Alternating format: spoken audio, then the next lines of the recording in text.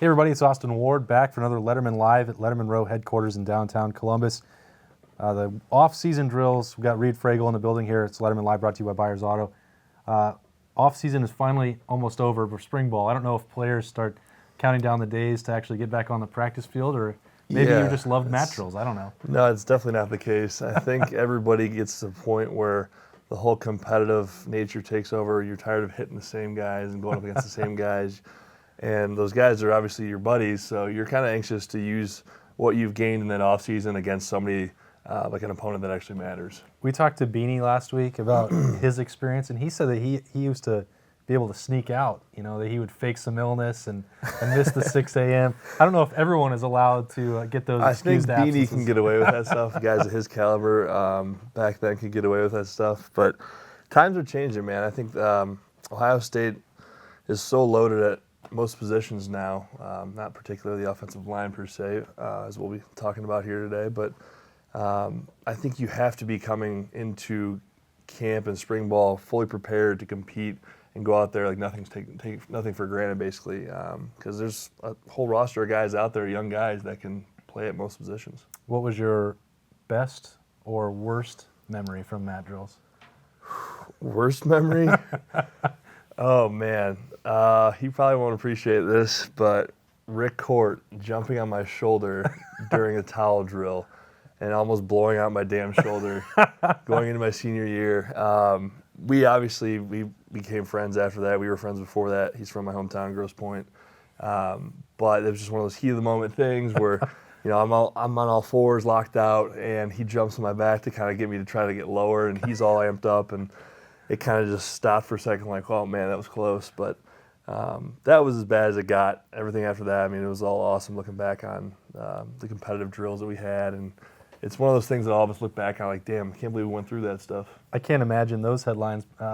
Reid Fragel, projected starting right tackle, blows out his shoulder in mat drills. Yeah, we kept that kind of hush-hush for a while. I know he felt pretty bad about it. It was just one of those things, heat of the moment type deals, but Coach Court and I got along fine.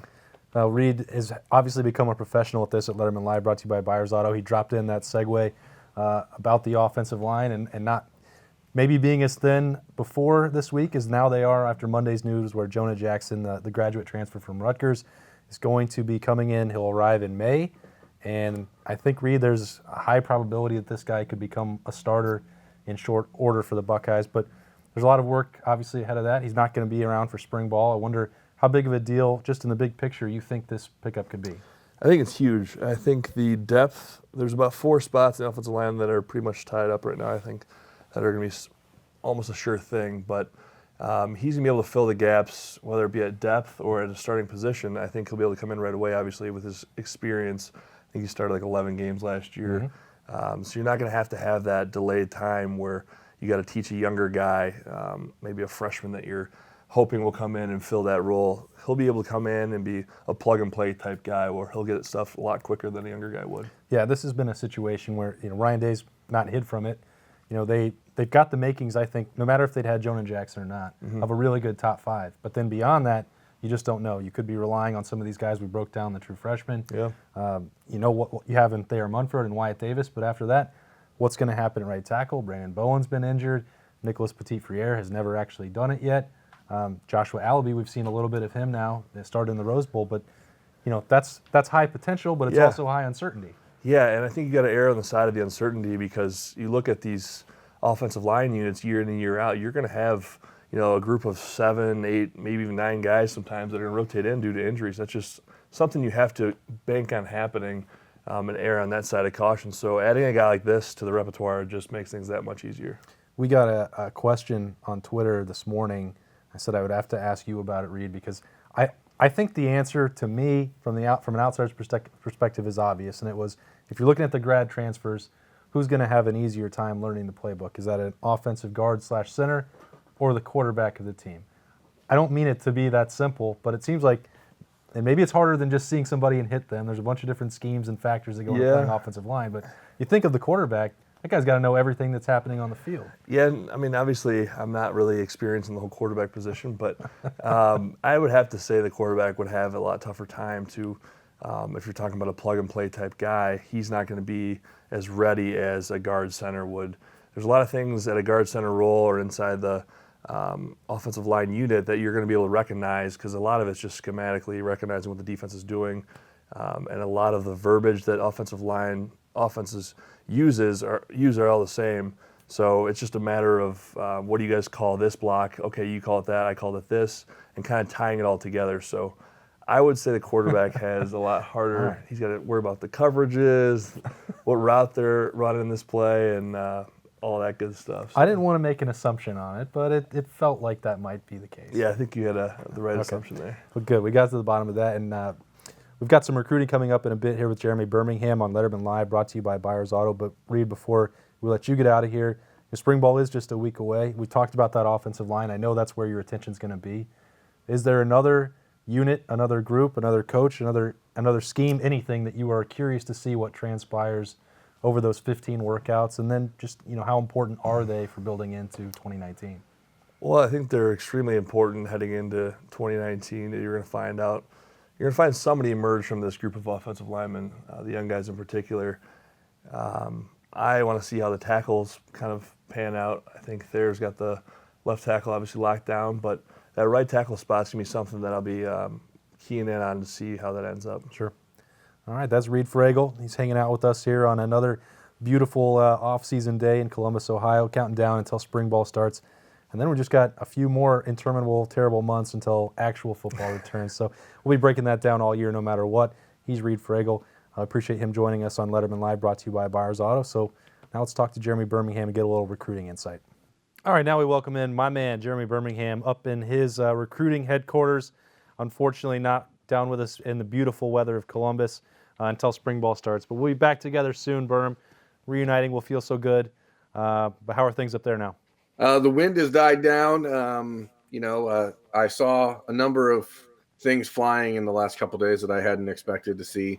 It was like that scene in Twister where the cow and the truck and all that stuff were flying around, but it was only it was sustained for like a day straight. So that was pretty wild. But sometimes good things get blown into town, like Jonah Jackson getting blown into Columbus all of a sudden. Segue. And it's good. I'm glad it's almost spring. March is almost here, and it snowed again last night. But Wow. Even when I don't tee you up, you still find a way to work the theme of the show in. So kudos to you. It's Lettermen Live, brought to you by Byers Auto. He's Jeremy Birmingham, Lettermen Row recruiting coordinator, guru. I'm not really sure exactly which title I'm going to go with today, but he is the expert. And what's going on right now? You talked about Jonah Jackson. You're still maybe hearing, you wrote about this in Dotting the I's at Lettermen Row. Ohio State may still be in the mix for another graduate transfer on the offensive line. What more can you tell us there? Yeah, the Buckeyes did cancel the planned visit for R.J. Proctor, who's an offensive lineman from Virginia, but they're still looking at Georgia Tech's Parker Braun, who has 2 years to play 1 year. So they think that by potentially bringing him in, he's a guy that they could come in redshirt for a year, get a lot stronger, and maybe get him a little bit more NFL ready. And he's interested in that concept, and they haven't had him on campus yet, but there's still talk about an early March visit for Parker.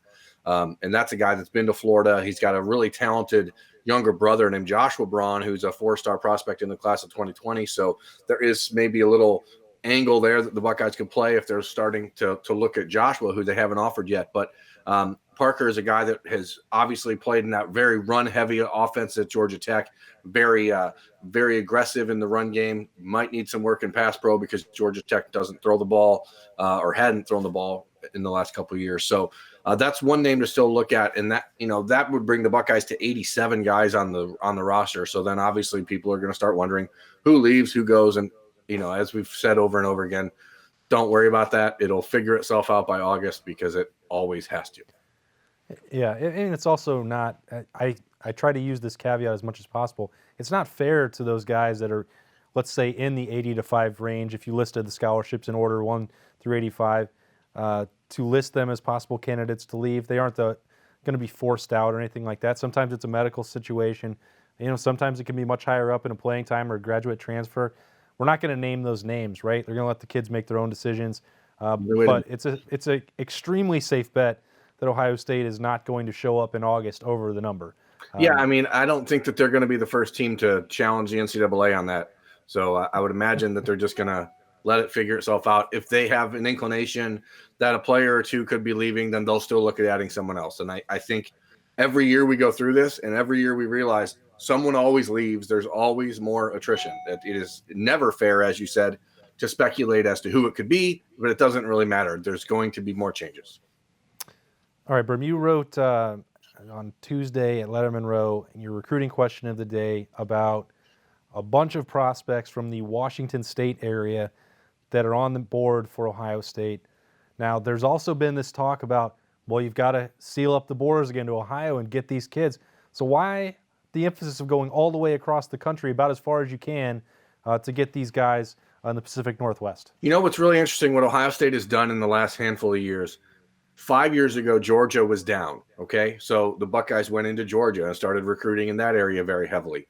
Then Georgia started to rise back up. The Buckeyes moved into Tennessee and Missouri. So now you see all these schools starting to get back to their solid footing in their home areas.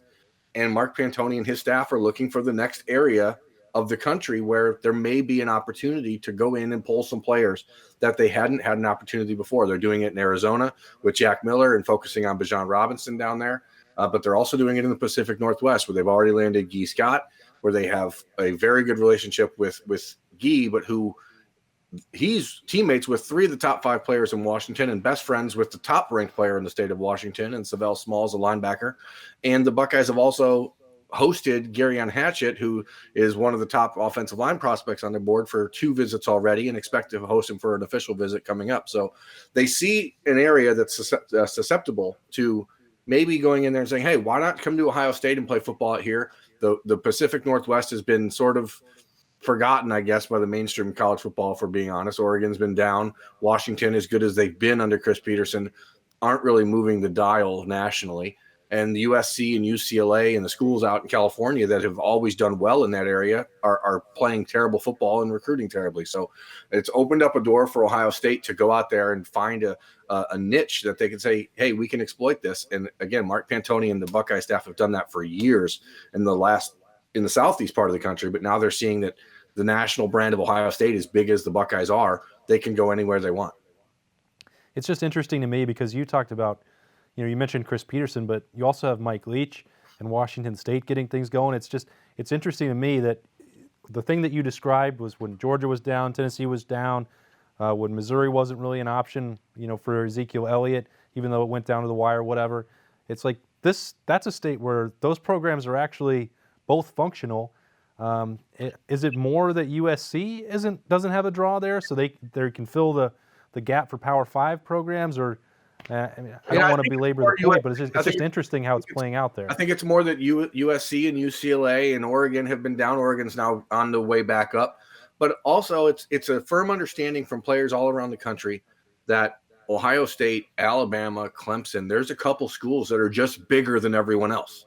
And if you get an opportunity to be that guy from your neck of the woods to go out to Ohio State, then you can.